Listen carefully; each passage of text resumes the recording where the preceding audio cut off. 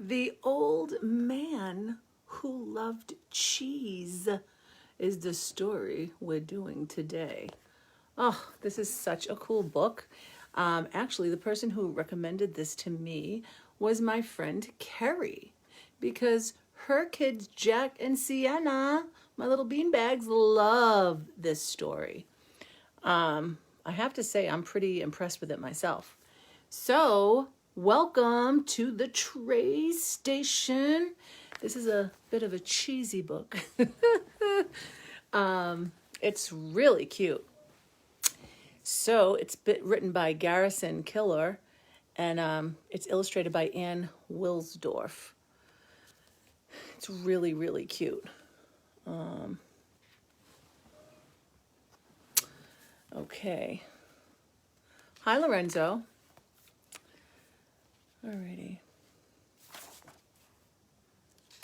So again, thank you for coming on. Remember to like and share. Like and share. All right. This is The Old Man Who Loved Cheese. It's good stuff. Hi, Trisha. There was an old man named Wallace P. Flynn who lived in a house in the trees. You could smell him for several miles downwind because of his fondness for cheese. For the cheese that was dear to W.P. was not the mild kind such as Brie, the cheese of polite society. No, he liked cheese that was in your face, that smelled like socks from a marathon race, cheese that really stank up the place. Hi, Ellen. Okay.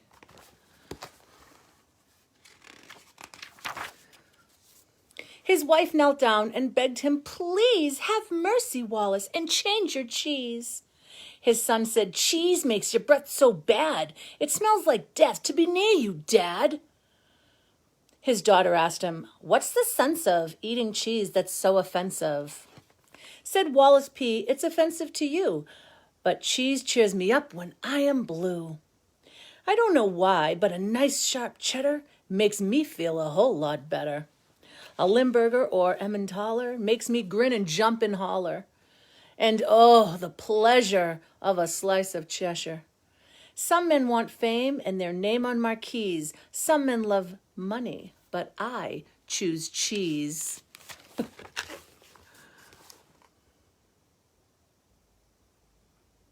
You can have it all.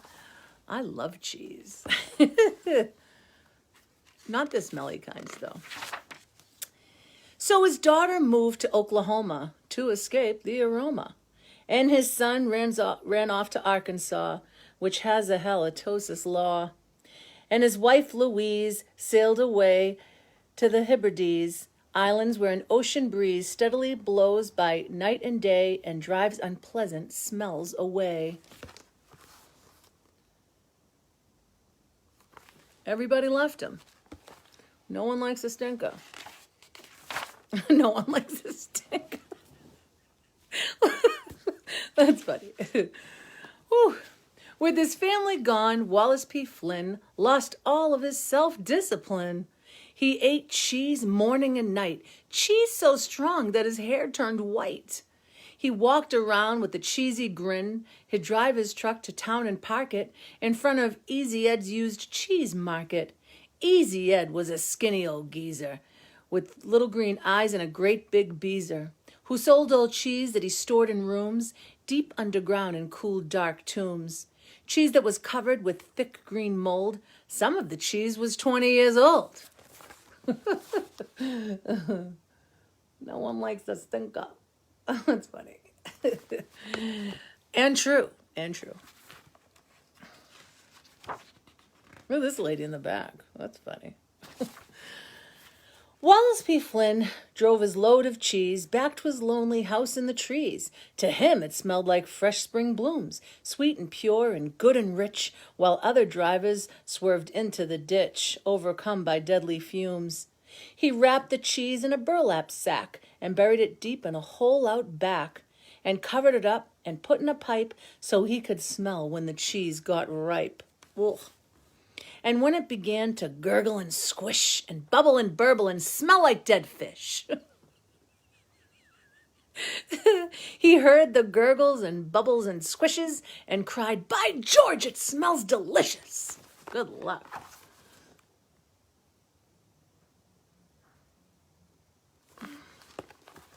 Hi, Skyla. The smell was so awful, so sour and vile. The skunks had to go and lie down for a while. The squirrels picked up all the nuts they had squirreled and moved to a distant part of the world. One day a pig stood up on its haunches and fell over flat on its back unconscious. The smell became so fetid and rank, the mailman bought an oxygen tank. Good heavens, how the neighborhood stank. Imagine? I mean, that's just plain awful. Hate to have him as a neighbor. Well, no one likes a stinker. That's going to be my new thing. No one likes a stinker. There were stories in the papers about the terrible vapors. Despite neighbors' pleas, Flynn still chomps cheese. The neighbors called the cheese police, who ordered Wallace P. Flynn to cease. "We're coming in! Throw down your cheese and put your hands in the air and freeze," they cried, advancing through the trees. Hey, Gorge. You see it good? The pictures are kind of small in this one. They wore cheese-proof masks and cheese-proof suits and rubberized steel-toed anti-cheese boots, more expensive than a pair of Gucci's and strong enough to keep out the blue cheese. I love a good run. I love a good run.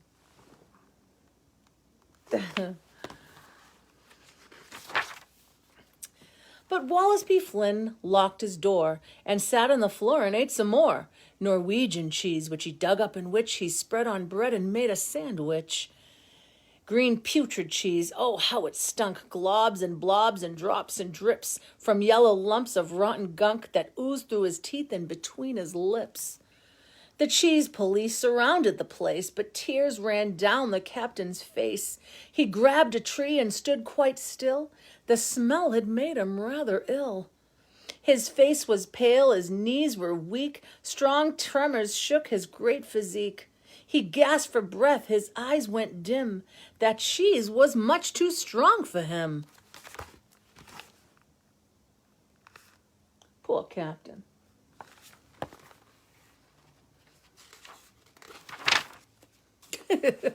I know, right? "Halt!" he cried, "and then retreat!" and gave his men a backward nod, and they turned and ran back to the street, the cheese brigade of the diet squad, and stood in rather loose formation, engaged in rapid respiration. The captain did not stand there flustered, but ordered the men to load their guns with butterscotch custard and sticky buns.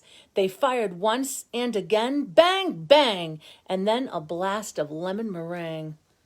And out of the house came a pitiful cry, "Stop the custard, please no more. The smell of lemon makes me gag." And old man Flynn came out the door, with his hands held high, holding a big white flag. They took him away, the poor old man, and drove to town in a caravan. Hi, Polly.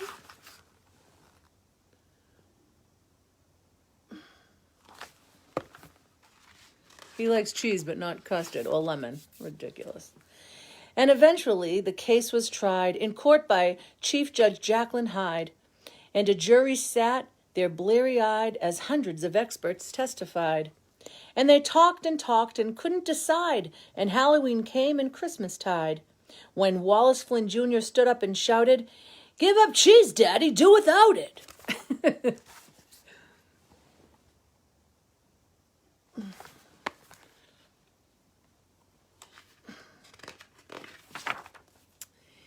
He had just flown in from Arkansas with his wife Eloise and his mother-in-law, and a baby boy, Wallace Flynn III. "Look," he said, "you've become a grandpa.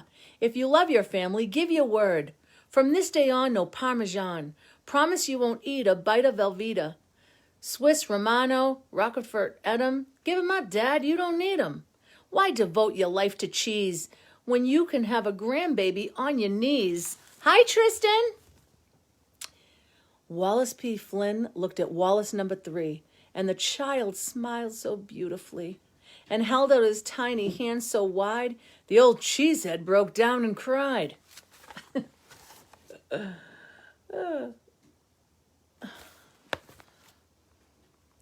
Babies will do it to you. Who don't love a baby?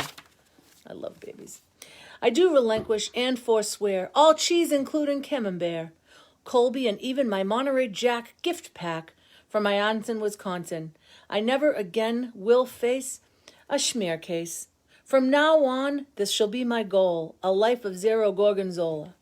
No cheese and macaroni or cheese on my beans. I am all done with cheese cuisines. Tuna melt and potatoes au gratin shall be by me henceforth forgotten. And the judge said, Mr. Flynn, your no cheese pledge is all we need. Now go, you're free. And the jury whooped and cried, and his daughter ran to the old man's side and kissed his cheek and stroked his hair and whispered, Daddy, we love you so. And his son wore a smile a mile wide, and he tossed the baby in the air, and the baby laughed. It was quite the show. Look at all that hullabaloo. I love that word, hullabaloo. Oh, goodness gracious. Wallace B. Flynn took the whole Flynn bunch around to the corner cafe for lunch. He enjoyed a plate of garden peas, a Chinese salad with anchovies, fresh fruit flown in from overseas, cherries and berries and jujubes, and 2 iced teas. The waitress looked at W.P. Is there anything else you'd like, said she. No thanks, he said. This is all for me. All I want is my family. Aw, isn't that cute? All he wants is his family. That night, he sailed to the Hebrides, back to the arms of his dear Louise, and they brought a cottage in a grove of trees where humbly buzzed the bumblebees among the petunias and peonies. And Mr. and Mrs. Wallace P. Flynn felt right at home by the ocean side, watched the tide go out and the tide roll in, and were very deeply satisfied with sunny days and beautiful views, a low-fat lunch, and a daily snooze. Sounds lovely. I could do that. Which goes to show that a person can choose to mend his ways and to begin a brand new life, as Mr. Flynn did with his wife. And that is the end. Isn't that adorbs? This stupid hat I can barely see. Isn't that so cute? You like my hat? I have all different kinds of cheeses. Oh, look at this cheese. The spurting cheese. That's that white cheese. What's that called? I can't remember. This is blue cheese. I think that's a Swiss. That's a cheddar. I can't remember what that one's called. Brie? No, I can't remember.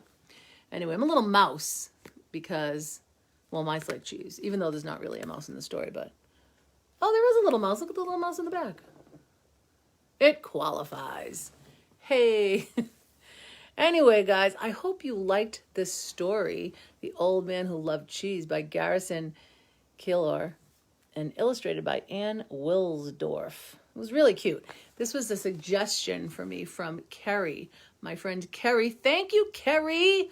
Hello to Jack and Sienna. And Skylar, if you were with the kids. Hi to all my small little bean if you were with them. Obviously, you're with them. Hi, Deshawn, Rhea, Daisy, Anthony, Cordy, all my peeps. Guys, thank you for coming out to the Tray Station. I don't know why I said it like that. That's funny. Usually I'm like, the Tray Station. Thanks for coming to the Tray Station. Make sure you like and share, like and share. Sorry, I keep losing my vision. And that's it, my friends. So again, if you have any, hi, Michelle. If you have any suggestions of something that you want to hear read, please, please, please inbox me or send me a message or whatever, and I would love to grab that for you and read it. I've been going to the Lawrence Public Library and getting these phenomenal books. And it's really funny because I can't go in, so I have to call and just tell her to, pick some good ones out. And she did a really good job. She picked out this one. She picked out the Stripes Case of the Bad Stripes. She picked out Diffendorfer. I mean, that was a good one. She picked out a couple of lame ones too, but for the most part, pretty good. And that's it, guys. So that's all I have. What is going on with you? Any questions? Any suggestions? Any questions about cheese? Anything at all? Nada? Alrighty. Well, thanks everybody for coming to the Tray Station. Ellen and Tristan and Lorenzo and Trisha and Paul and Michelle, Skyla. I'm trying to remember. Did I forget anybody? If I forgot anybody, say something. I hate to forget people. I like to thank people that are on. Polly. Are you in Costa Rica right now? Or you're home, right? Oh, I love you too. And at least I have someone to go visit in Costa Rica. I've never been there. So that's exciting, Polly Cakes. Anyway, thank you again for coming to the Tray Station. I'm not sure what... Oh, good. I'm glad you're home and home safely. Hope you had fun. It killed me. Anyway. Invitation open, moving in. No, this September coming? Holy macanoli. Polly. You know me, I'll totally come. Totes my goats. I will totally be there. Always having fun. I know you are. Anyway. So guys, any suggestions? Anyone have a book that they're dying to hear me read or hearing to be read aloud? I know, I saw that. That's crazy. Congratulations. A Sick Day for Amos McGee. Oh, okay. I'll look into that. A Sick Day for Amos McGee. And that's like this book, right? Like a picture book, like a big one. That's good. Yeah, I feel like I've gone through a lot and I love a good story. I don't like a boring one. I read a couple of the ones that the lady gave me, and some of them are duds. Duds. They don't have that zing. You know what I mean? Like the Diffendorfer or The Old Man Who Loved Cheese, because I love cheese. Yes, I love lovely illustrations as well. Absolutely. Oh, goodness. All right, guys. Well, I am going to look for that book, Ellen. And if anyone else, you have a story that you think would be good for my show, please let me know. Because I tell her books, but sometimes they don't have what I'm looking for. And she just kind of does a blind pick and goes, does this look good? That's not a heavy text one. I'll send different suggestions. Okay, that's cool. Yeah, send me a bunch. Like, I like stories like The Gruffalo. Oh, The Places You'll Go by Dr. Seuss. No, I haven't done that one. I did a few Dr. Seuss, but no, I haven't done that one. But that's a good one. I can see if they have that one. I don't have that book. Actually, my son has that book, but I don't know if it's here. I'll check. But yeah, no, I've never done that book. Did you hear Diffendorfer? God, that was good. Diffendorfer? What was it? No, I can't remember the name of it. But that one was my favorite because it was teachers. Hi, Molly. Hi, Walker. I assume he's with you. You're going to have to catch the replay, Gorge. Unless you've already been here. And if you were, I'm sorry. And thank you.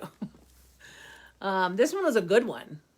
And it rhymes. Though it doesn't rhyme the same in each thing. So that kind of is weird. But I do like it. I like it a lot. I loved Diffendorfer too. And I love that she said she's the differentest. I know we missed it. Oh, that's okay. No big deal. That's the good thing about the replay. But I can still say your name, Walker. So I didn't head out too early this time. Because I'm trying to decide what to read next week. And I don't have anything yet. So I'm going to have to call, do you mind? Call the library in the morning. In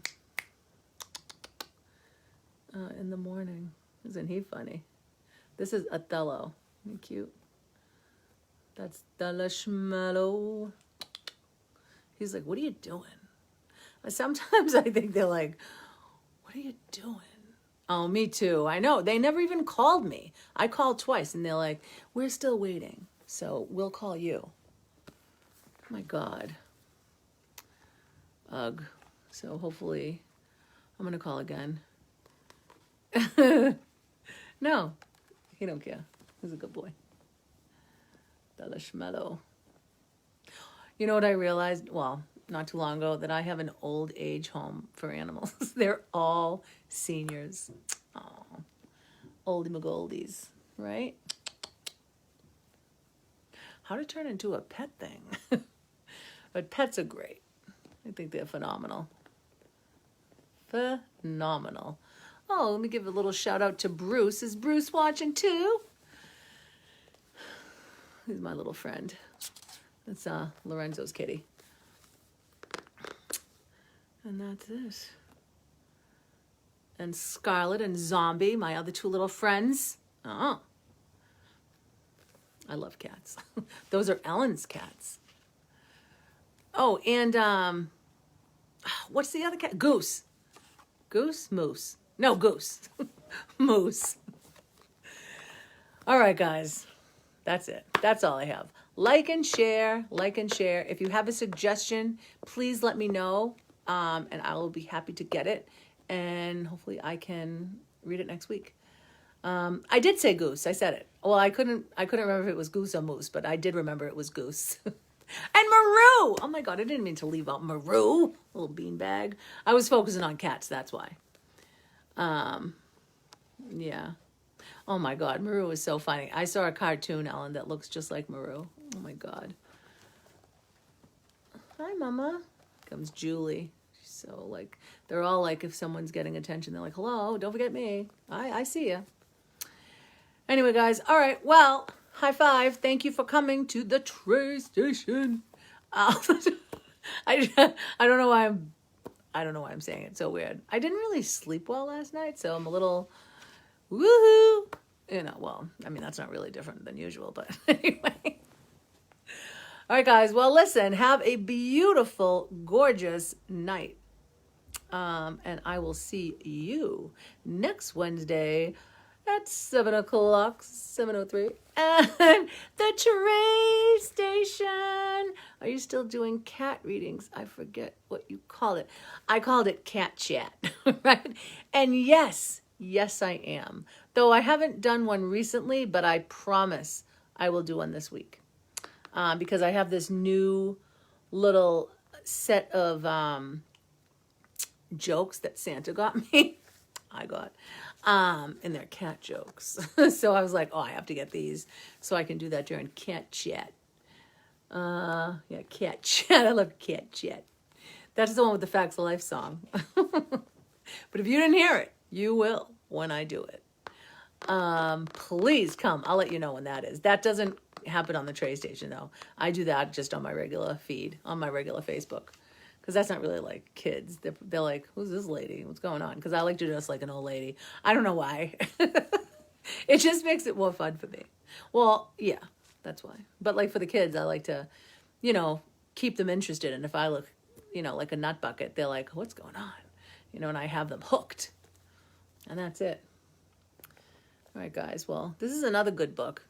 This one has a few more difficult words than like the other ones I were reading. So I wouldn't say that this would be good for like a young kid to like practice with reading. You need to dress as the old lady when you do catch it. I know I do. I like to dress like her. Did I tell you I named her Carol? Carol. I think Carol. I don't know why. I just think it's so funny. And now I have more than one cat shirt. That's scary. Oh my God, I love it. But yeah, I will do it this week. Maybe I'll do it on Friday. Friday night. I'm doing cat chat. And And that's it. All right, guys. Well, listen, have a fabulous night. I'll talk to you later. Thank you again for coming to the Trey Station. Like and share. And again, let me know if you have any suggestions that you want read, and I will do my best to get those books. Alrighty. Have a fabulous night, and I will talk to you later. Bye. Thank you.